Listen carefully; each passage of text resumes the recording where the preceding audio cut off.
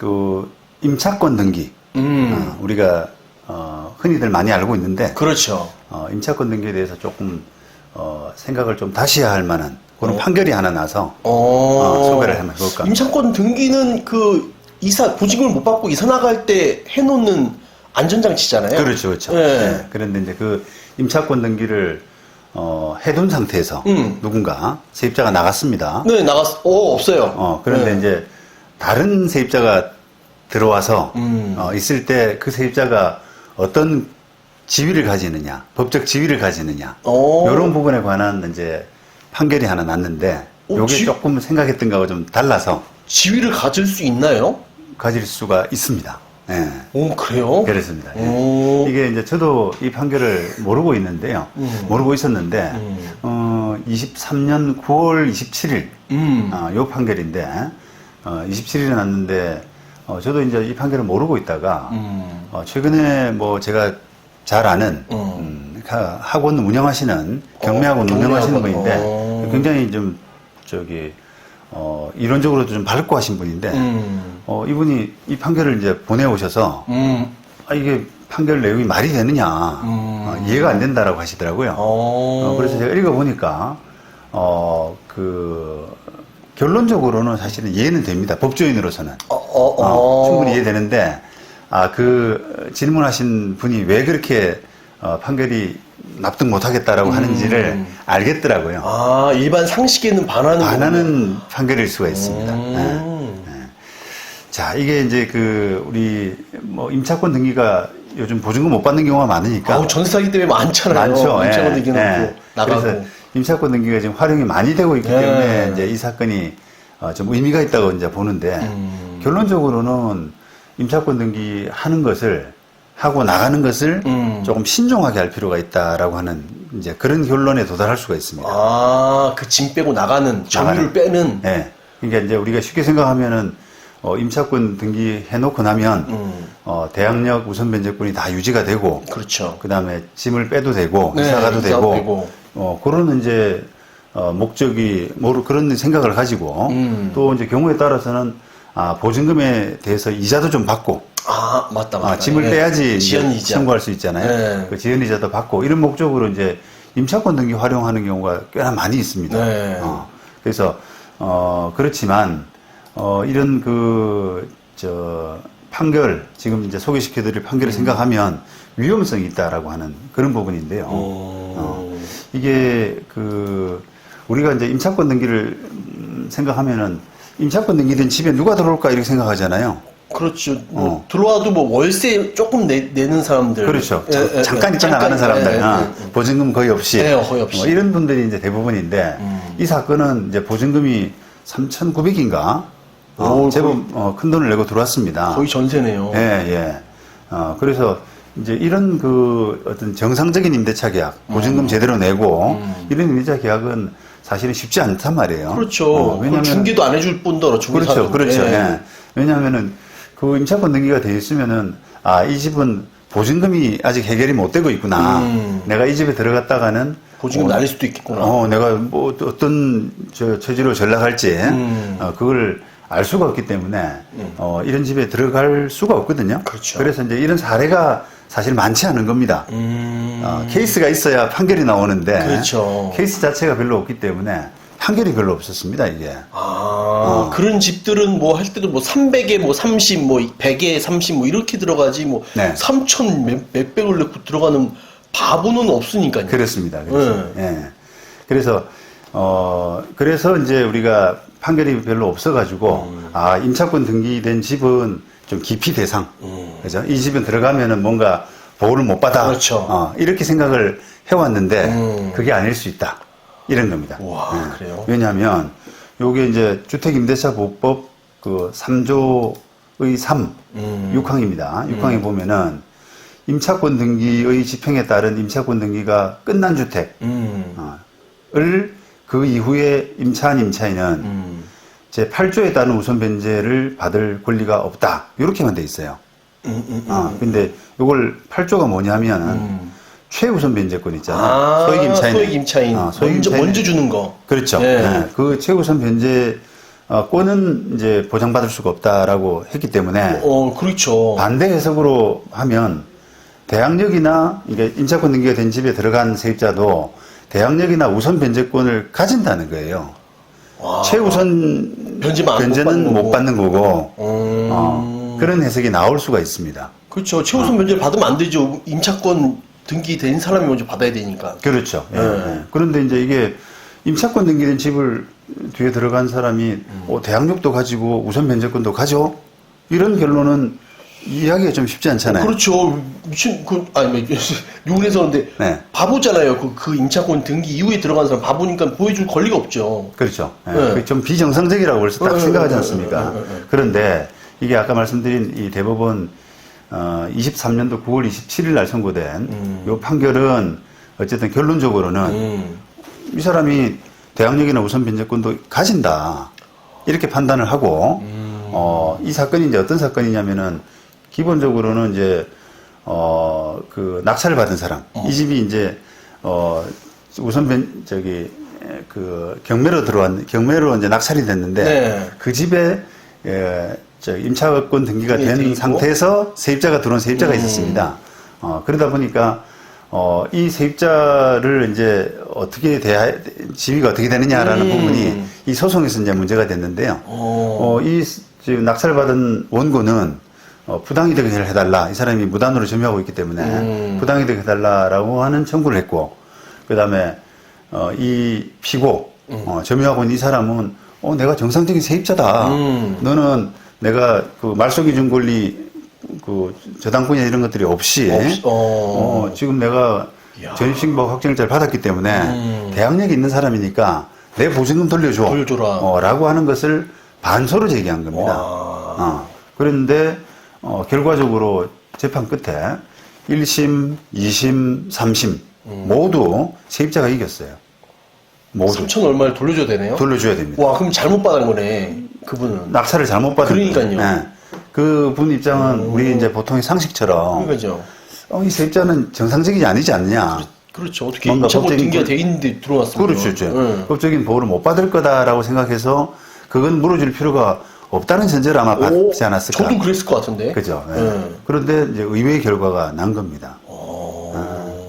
하급심 판결까지 제가 좀 검토를 해봤는데요. 그러면 이제 그런 생각이 들잖아요. 이게 이 사람이 이제 후속 임차인인데 앞에 임차권 등기를 걸고 나갔던 기존 임차인, 기존 임차인은 어떻게 됐을까라고 한 그 부분을 좀 살펴봤는데 판결에서는 자세히 나오지는 않았더라고요. 근데 아마도 이 사람은 배당에서 배당금을 받았거나 저당 같은 건 없었기 때문에 그렇죠. 경매 과정에서 배당 통해서 배당해서 받았거나 아니면 낙찰받은 배당을 요구 안 했으면은 그 사람은 대항력이 있는 사람이잖아요. 내가 주겠다. 그렇죠. 그러니까 이제 낙찰받은 이 사람한테 보증금을 자진해서 받아서 해결됐기 때문에 아마 분쟁이 없이 이 후속 임차인하고만 지금 소송이 벌어진 이런 구조가 된 걸 보면은 아마 기존 임차인은 해결된 것 같더라고요. 그러겠죠. 그래서 그런 부분으로 보이고요. 요 이제 요 판결을 좀 읽어보니까 이 낙찰받은 사람이 이제 당연히 이제 이 사람은 대항력도 없고 보호할 만한 뭐 자격이 안 된다라고 그러니까 인도명령만 내쫓겠다. 인도명령을 했더라고요. 인도명령을. 근데 인도명령에서 1심은 이 채권자 원고 쪽 받아들였습니다. 주장을 받아들여가지고 나가라. 그렇게 했는데 2심 항고법원에서 그거를 본안 판결까지 집행정지하고 스탠바이를 시킨 거예요. 그런데 이제 본안 판결이 1심, 2심, 3심 모두 대항력이 있는 걸로 그렇게 판단했죠. 진짜 된통 당했네요. 된통 당한 겁니다. 네. 그래서 이게 이제 판결이 이제 우리가 시사하는 게 있는데 언뜻 보면은 이제 이게 임차권 등기 이후에도 세입자가 들어오게 되면 이 사람이 대항력 우선 변제권 가지기 때문에 이거 내가 이게 낙찰 받을 때 이분처럼 이 사건의 원고처럼 좀 그 뒤통수 안 맞으려면 조심해야겠구나. 그러니까요. 그죠? 이렇게 이제 생각을 할 수가 있잖아요. 언제 전입 들어왔는지가 중요하네요. 경매 그 후에 들어왔냐 아니면 앞에 들어왔으면 그냥 보호를 받는 거네요. 그렇습니다. 그래서 그런 이제 생각을 할 수가 있는데, 이게 판결이 더 중요한 의미가 있을 것 같아요. 이제 이 부분은 제가 칼럼에서도 좀 지적을 했는데, 이게 그 임차권 등기를 했는데도 불구하고 그 빈집을 이용해가지고 집주인이 다른 세입자를 들이고 하게 되면은 그 세입자가 보호받는 결과가 된다면 이게 집주인이 막 장난칠 수 있는 완전 장난칠 수 있죠. 예, 허위 임대차를 만들 수도 있지만 허위 임대차가 아니더라도 이제 꼬시는 거예요. 요거 시세가 뭐 1억인데 한 5천만 주고 들어와라. 너 다 받을 수 있다. 대법원 판결 봐라. 다 받을 수 있다. 그 진행되는 동안 너는 계속 쭉 살면 된다. 그렇죠. 예. 그렇게 해서 이제 설득을 하게 되면은 이게 말이 되는 겁니다. 지금 제도상으로는. 그렇죠. 되죠. 말이 되는 겁니다. 그리고 이제 공인중개사도 이제 지금까지는 임차권 등기된 집을 소개한다는 거는 도저히 이게, 신이 성실이 안 되죠. 그렇죠. 이제 뭐 뭔가 중개사로서 문제가 있는 행동인데 지금으로서는 이게 대법원 판례가 나와 있기 때문에 좀 싸게 해가지고 조건만 맞으면 될 수도 있단 말이죠. 그렇죠. 보호받으니까.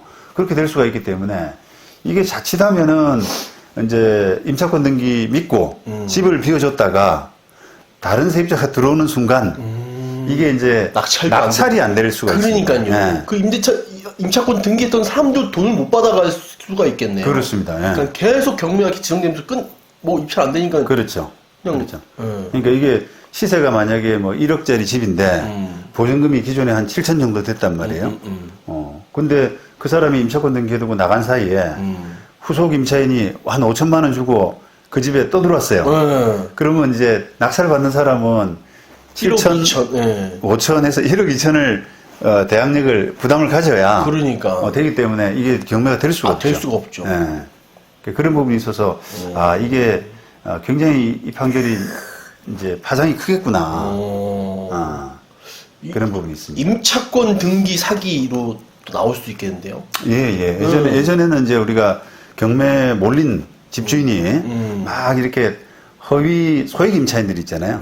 이런 임차인들을 막 그 방한칸에 뭐 했다. 얼마씩. 그렇죠. 그렇게 해서 막 이렇게 경매 물을 흐트리고 했는데 요 지금 임차권 등기를 이용한 요런 사기라든지 편법 이런 것들이 좀 많이 판을 치지 않을까. 그러게요. 그런 야, 생각이 듭니다. 이것만 돌아가면서 딱 소액 뭐 한 4, 5천 전세 넣는 그런 사람들 많이 있겠네요. 있을 것 같습니다.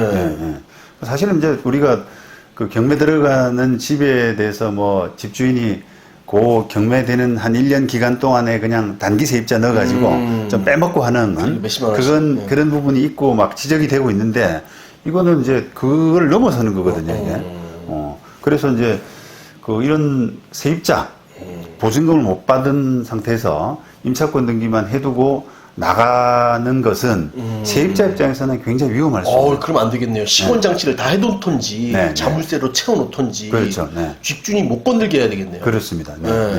이게 이렇게 빠져나갔다가는 자칫하면은 이게 이제 경매가 계속 안 되면서 보증금을 장기간 못 받는 그런 경우가 생길 수가 있습니다. 와, 그렇게 못 받으면 어떻게 됩니까? 그 임차권 등기했던 사람들은? 그러니까 이제 그 임대인에 대한 권리만 남아 있고 실제로 뭐 그 재산이 없는 그렇죠. 임대인 재산이 없는 그런 상태가 똑같은 거죠. 와, 그럼 진짜 오래 가죠. 경매 진행이 안 되니까. 그렇게 된 거죠. 그래서 요 판결을 계기로 해가지고 저는 법을 좀 개정할 필요가 있지 않느냐. 그러니까요. 그렇게 생각을 하는데요. 이게 이제 우리가 지금 아까 보신 법처럼 임차권 등기 이후에 임차인 들어온 임차인은 최우선 변제권 행사는 못하도록 돼 있는데 그 취지는 이 최우선 변제권을 인정하게 받게 되면 이게 임차권 등기의 어떤 임차권 등기가 퇴색된 임차권 등기 기능을 제대로 못 발휘하잖아요. 먼저 받아가니까. 그러니까. 그러니까 임차권 등기의 의미가 퇴색될 거기 때문에 최우선 변제권을 인정하지 않는다. 이런 게 이제 법 취지인데 아까 보신 것처럼 우리가 대항력이나 우선 변제권만 인정하더라도 이 임차권 등기가 퇴색될 수가 있다는 면입니다. 그렇죠. 더 늘어나는 거니까. 그러니까요. 그러니까 임차권 등기 해놓고 나갔는데 대항력이나 후속 임차인 때문에 대항력이나 우선 변제권으로 경매가 안 돼버리면 임차권 등기가 퇴색되는 거죠. 그렇죠. 그 자체가. 명령이 아니 이거는 임차권 등기가 아니라 그냥 뭐 예. 뭐라 그래야 되나? 예. 그래서 그 부분은 아마 요 입법자가 생각을 못한 부분이 아닌가.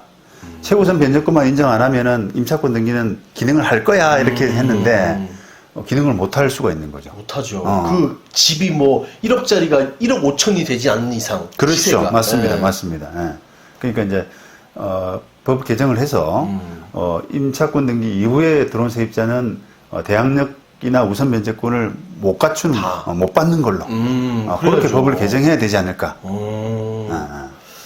야, 이거 진짜 말이 많겠는데요, 이거 진짜. 네네. 이게 이제 판결 선고된 지가 이제 불과 한 6개월 뭐 이 정도니까 이제 점점점 알려지게 되면 이걸로 인한 약간 폐해라 그럴까요? 진짜 많을 것 같은데. 임차권 등기라고 하는 것이 지금 주택도 있고 또 상가도 있고 한데 상가는 사실은 이게 보증금보다 월세 비중이 크니까 네. 사실은 보증금 많이 남겨놓고 나가는 경우는 별로 없습니다. 그런데 이 문제는 지금 주택에서 발생하는 가능성이 많거든요. 뭐 순수 보증금만 있는 이런 경우가 굉장히 많잖아요. 전세. 예. 그렇죠. 그래서 이런 상황에 처한 분들 그 임차권 등기만 너무 믿고 집을 비워주는 경우가 없도록 원칙대로 그냥 예를 들면 우리가 어른들 말씀이 보증금 못 받고 어떻게 나가 거의 무조건 그 버텨야 된다 이런 부분이 어떻게 보면 더 맞을 수가 있는 진리다. 네, 진리라기보다는 진리까지는 아니지만 그게 이제 원칙이 돼야 되는 맞아요. 그러니까 임차권 등기 해두고 나가는 경우는 매우 한정적으로 또는 임차권 등기를 하더라도 문을 개방하지 말고 무조건 네. 시권자 다 해놓고 하고 막 네. 붙여놓던지 뭘. 네. 네. 그런 부분이 좀 원칙이 되어야 될 것 같습니다. 네.